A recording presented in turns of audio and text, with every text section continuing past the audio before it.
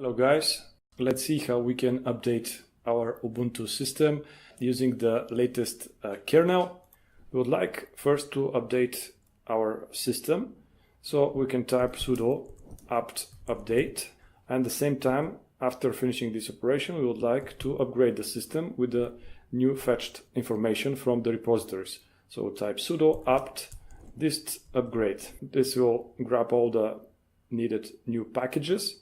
And for this system, everything is upgraded, so the system is up to date.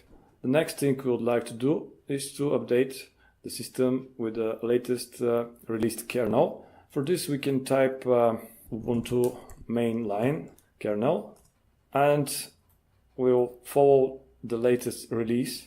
Here is version 5 RC8.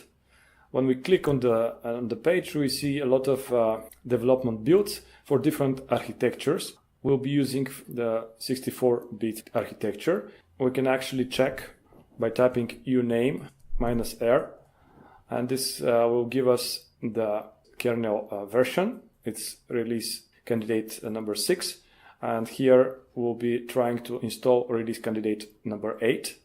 If we type uname -a, we can see that we are running a 64-bit version of Linux. So this will help us in our choice. This means that here the first Debian packages are for us, but not each and every one of them. We'll focus on getting the packages which are with a /generic. So we will ignore the low latency packages. We will just right click and click copy location. Afterwards, in the terminal, we will go to the temporary directory just because it will be erased on the next reboot. And with wget, we will just paste the link. The same operation for the headers. We'll get also the generic headers, again with wget. Then we'll get the Linux image, again the generic version. And finally, we'll get the Linux modules in order for the kernel to work properly. So we can see what's inside of the temporary directory, and we have 4 files, all starting with Linux.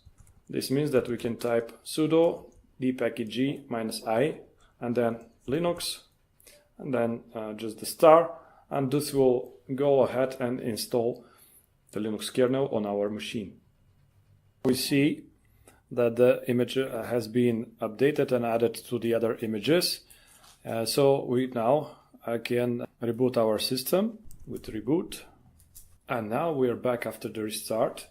And when we type uname -r, we'll see that we have successfully upgraded our kernel. All right. I hope you enjoyed the tutorial, and for more, you can subscribe to the channel.